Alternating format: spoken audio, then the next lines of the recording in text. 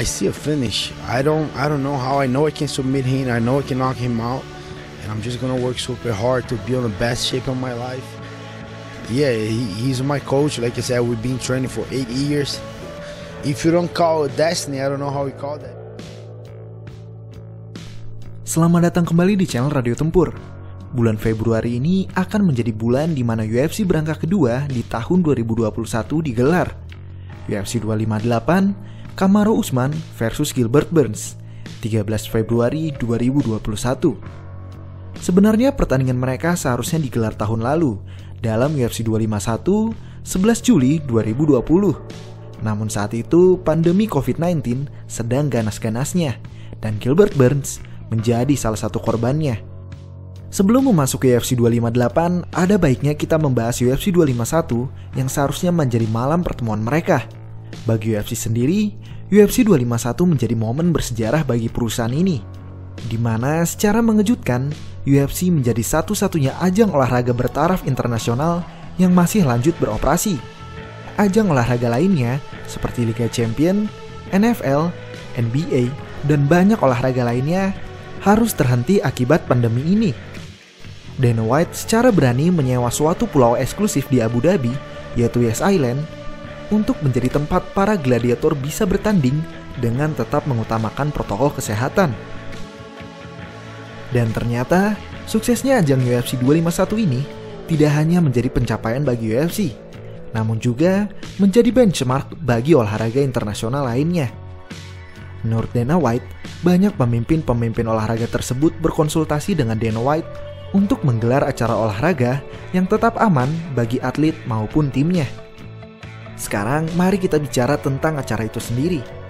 Jika kita bicara tentang pembelian pay-per-view, tentu Conor McGregor rajanya. Dalam ranking pembelian pay-per-view terbanyak sepanjang sejarah MMA, posisi pertama hingga ke-8 dipegang oleh pertandingan Conor McGregor. Namun terselip di ranking 7, ada sebuah partai yang mampu menjual pembelian pay-per-view sebanyak 1,3 juta tanpa kehadiran McGregor, dan partai tersebut adalah UFC 251. Kamaru Usman versus Jorge Masvidal. Banyak yang bilang jumlah pembelian yang meroket ini lahir karena UFC 251 menjanjikan 3 partai perebutan sabuk, yakni sabuk juara welterweight, sabuk juara featherweight, dan sabuk juara bantamweight. Gue setuju dengan hal ini, namun ada faktor lain yang menjadikan UFC 251 ini sangat menarik perhatian, yaitu drama di balik main event Usman versus Masvidal. Gilbert Burns yang secara mendadak harus menarik diri karena divonis positif COVID-19 1 minggu sebelum pertandingan, membuat Dana White kebingungan untuk menyelamatkan acara ini, karena tidak mungkin ada orang yang berani melawan monster seperti Kamaru Usman secara mendadak dalam waktu kurang dari 1 minggu. Bayangkan, belum latihannya, belum bangun game plan-nya, belum cutting weight-nya. Benar-benar mustahil rasanya. Mustahil memang, kecuali untuk satu nama. Seorang mantan petarung jalanan, Jorge Gambret Masvidal. Dalam waktu kurang dari 1 minggu, Jorge berani menjawab tawaran Dana White tersebut dan langsung terbang dari Florida menuju Abu Dhabi. Dan dalam waktu kurang dari 1 minggu itu, Jorge berani melewati neraka cutting weight yang pastinya amat sangat menyakitkan. Hingga akhirnya, ia berhasil mendapatkan championship weight tepat di angka 170 pounds. Apa yang Jorge lakukan menuju UFC 251 ini memang sangat luar biasa. Tapi, ada satu hal yang sepertinya dilupakan oleh fans MMA. Jorge Masvidal bukanlah satu-satunya orang yang mengambil pertarungan ini dalam short notice. Kamaru Usman juga mengalami nasib yang sama. Dan fakta inilah yang menjadi poin penting dalam pembahasan gue menuju UFC 258 besok. Di level kompetisi setingkat UFC, fighter tidak hanya terjun ke dalam oktagon untuk saling adu jotos. Di balik semua itu, terdapat perjuangan yang tidak kalah beratnya, mulai dari latihan fisik, mengatur asupan nutrisi, serta terakhir yang paling penting, membangun game plan. Tiap fighter memiliki karakteristiknya masing-masing. Ada seorang striker, ada seorang grappler, ada seorang counter striker, dan masih banyak jenis lainnya. Kamaru Usman menghabiskan waktu 3 bulan di dalam fight camp-nya untuk mempelajari dan mengantisipasi gaya bertarung Gilbert Burns.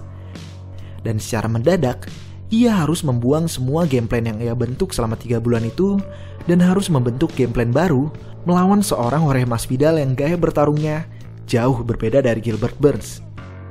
Dan inilah yang gue rasa luput dari pandangan fans MMA. Karena dalam waktu 1 minggu tersebut, Kamaru Usman tidak hanya mampu membangun, namun juga berhasil mengeksekusi game plan yang sempurna untuk seorang Jorge Masvidal.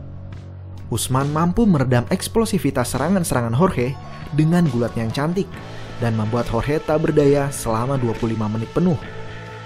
Sehingga membuat 2 juri memberikan penilaian dominasi penuh 50-45 dan 1 juri memberikan penilaian 49-46. Di sisi lain, Gilbert Burns menyaksikan pertandingan itu dengan sangat berat hati. Dilansir dari interviunya bersama MMA Fighting, Gilbert Burns menceritakan perasaannya saat itu. Katanya, "Saya menyaksikan pertandingan itu, dan saya hampir menangis ketika melihat Jorge Masvidal keluar. Ketika menyaksikan Jorge jalan menuju pertandingan, dalam diri saya berkata, seharusnya itu saya." Namun di sisi lain, Gilbert Burns juga menyatakan bahwa ia bersyukur untuk tidak memaksakan bertanding di bulan Juli kemarin. Lanjut dalam interviunya bersama MMA Fighting, Gilbert Burns menceritakan bagaimana COVID-19 mempengaruhi fisiknya. Karena virus corona pada dasarnya adalah penyakit pernafasan, Gilbert menyatakan bahwa kardio dan conditioningnya memburuk. Menengok ke belakang, apabila ia tetap memaksakan bertanding, maka itu akan menjadi kesalahan terbesar dalam hidupnya. Dan sekarang 7 bulan sudah berlalu, kini UFC memberikan kesempatan Kamaru Usman dan Gilbert Burns untuk bertarung memperebutkan sabuk juara UFC Welterweight dalam UFC 258 13 Februari 2021. Sudah bukan rahasia bahwa Kamaru Usman dan Gilbert Burns adalah sahabat dekat. Mungkin kata sahabat kurang tepat untuk menggambarkan betapa eratnya hubungan mereka. Usman dan Gilbert telah berlatih bersama selama 7 tahun lebih di Sanford MMA, membantu satu sama lain baik di dalam maupun di luar oktagon. Dan ketika menyaksikan UFC Countdown, disitulah gue sadar bahwa hubungan mereka lebih dari sekedar partner gym.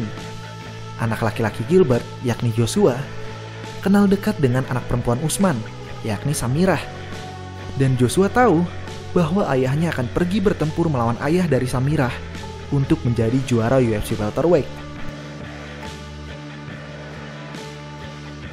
Sekarang mari kita bicara mengenai skill set masing-masing petarung. Kamaru Usman memiliki basic seorang pegulat. Ia merupakan mantan juara nasional NCAA Divisi 2 di kelas 174 pounds dengan rekor bertanding 44 kali menang dan 1 kali kalah. Selain pencapaian ini, dari pertandingannya di MMA pun kita bisa menyaksikan dan menyimpulkan sendiri bahwa kemampuan gulat Usman sangatlah luar biasa. Di sisi lain, Gilbert Burns juga datang dari seni bela diri bertema grappling, yakni Brazilian Jiu-Jitsu. Dan Gilbert bukanlah praktisi Brazilian Jiu-Jitsu biasa. Ia pernah berhasil menjuarai kejuaraan paling bergengsi di dunia Brazilian Jiu-Jitsu, yakni IBJJF, baik dengan gi maupun no gi. Dan yang lebih spesial dari kemenangan ini adalah dalam partai finalnya di IBJJF World Championship 2011, Gilbert bertanding melawan keturunan langsung pendiri Brazilian Jiu-Jitsu, Kron Gracie. Latar belakang bela diri mereka ini tercermin dalam rekor MMA mereka masing-masing. Sebagai pegulat, gaya bertanding Usman pastilah mendominasi lawan. Oleh karena itu, 9 kemenangannya datang dari penilaian juri. Sedangkan Gilbert Burns, sebagai spesialis Brazilian Jiu-Jitsu, gaya bertarungnya tentu menguji lawan-lawannya. Oleh karena itu, 8 dari kemenangannya datang dari submisi. Mereka berdua adalah sesama fighter dengan latar belakang bela diri ground game. Namun bermodalkan ground game saja, seorang fighter tidak akan bisa selamat di olahraga MMA yang brutal ini. Oleh karena itu, Usman dan Gilbert mempersenjatai diri mereka juga dengan kemampuan striking. Dan orang yang bertanggung jawab atas kemampuan striking dari mereka berdua adalah Henry Hooft, seorang kickboxer legendaris Belanda yang membangun Sanford MMA. Ilmu striking yang diturunkan Henry Hooft dapat kita lihat dari Kamaru Usman dan Gilbert Burns.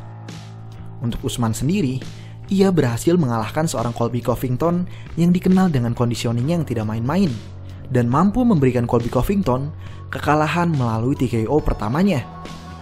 Sedangkan untuk Gilbert sendiri, ia menjadi orang pertama yang mampu meng-KO-kan seorang Demian Maia setelah selama 10 tahun tak terkalahkan melalui knockout. Sebagai rekan satu gym, Usman mengalah dengan kondisi pertandingan mereka ini. Kini, ia meninggalkan Sanford MMA untuk sementara dan berlatih di bawah naungan salah satu pelatih paling jenius di combat sport, Trevor Wittman.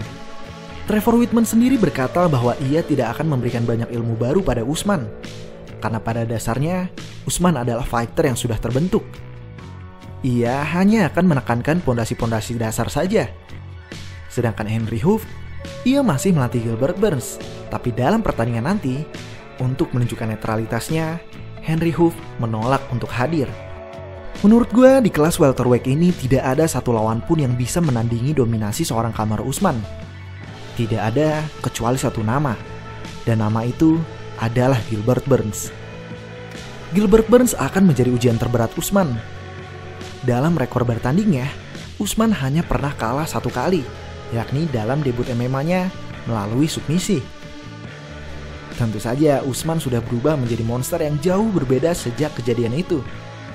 Namun kemenangan Usman yang hanya 1 kali dari submisi memberikan tanda tanya mengenai kemampuan jiu-jitsunya. Apalagi Gilbert dan Usman bilang mereka memiliki rekor 200 kali sparring bersama. Sebagai praktisi jiu-jitsu, jumlah sebanyak ini pasti membuat Gilbert paham betul karakteristik dan kecenderungan Usman ketika beradu grapple di lantai. Dan hal ini bisa sangat berbahaya bagi Usman di pertandingan nanti. Jadi menurut gue, Usman harus membawa pertandingan ini terus di atas, seperti pertandingannya melawan Colby Covington dulu. Tapi kalau ditanya siapa yang bakal menang, untuk satu ini gue gak bisa jawab. Tapi yang pasti, kalau Gilbert Burns kalah melawan Kamaru Usman besok, gue rasa tidak ada satupun fighter yang mampu mengalahkan Usman untuk waktu yang cukup lama. Bagaimana prediksi kalian? Tulis di kolom komentar ya.